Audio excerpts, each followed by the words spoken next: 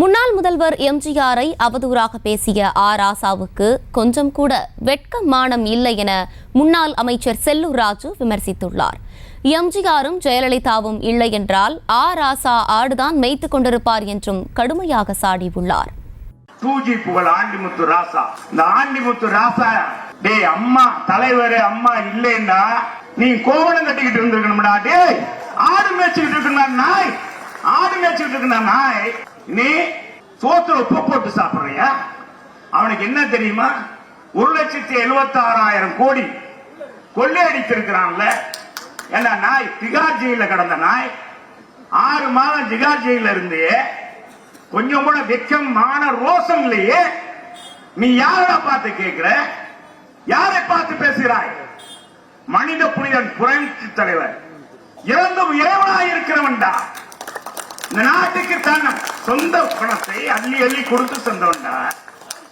அவர் மட்டுமல்ல, அவர் அது மட்டுமல்ல, தன் சொந்த பணத்தை தான் உழைப்பா சம்பாதித்ததை ஊமைகளுக்கும் செழுகளுக்கும் கண் குருடர்களுக்கும் வாரி வழங்கிய வல்லற் பெருமாடா. இது மாதிரி ஒரு தலைவன் எப்பவுமே பிறந்ததில்லடா.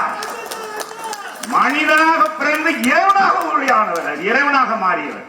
திமுகவுடைய ஏவல் நாயா இருக்கிறேயே, உன் தலைவன் குடும்பத்தை காப்பாற்றியவன் தலைவன்டா, என் தலைவன்டா.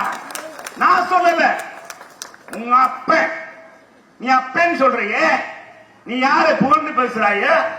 அதே கருணாநிதி 1971 எங்கள் தமிழம் படத்துல வெற்றி விழாவில் சொல்றான், என்னுடைய உயர்வுக்கு காரணம் நான் இந்த நிலைக்கு வந்திருக்கிறேன் என்றால் இதற்கு வித்திட்டவர் இங்க இருக்கிற என் அருமை சகோதரர், என் ஆர்வ சகோதரர் எம்ஜிஆர் அவர்கள். இந்த வாய்க்குழுப்புள்ளவங்க இன்னைக்கு தமிழகத்தில் அதிகமாக பெருத்துட்டாங்க. மறைந்த தலைவர்களை இழிவாக பேசி தங்கள் பேரை விளம்பரப்படுத்திக் கொள்கிறார்கள். மு.க. ஸ்டாலின் என்ன சொன்ன? என் பெரியப்பா, என் பெரியப்பா என்று சொன்ன பெரியப்பான்னு சொன்னையே, உண்மையிலேயே உனக்கு மனசுல ஈரம் இரக்கம் இருக்கும் என்றால் முதல்வரே மு.க. ஸ்டாலின் அவர்களே இவனை கண்டித்திருக்க வேண்டாமா?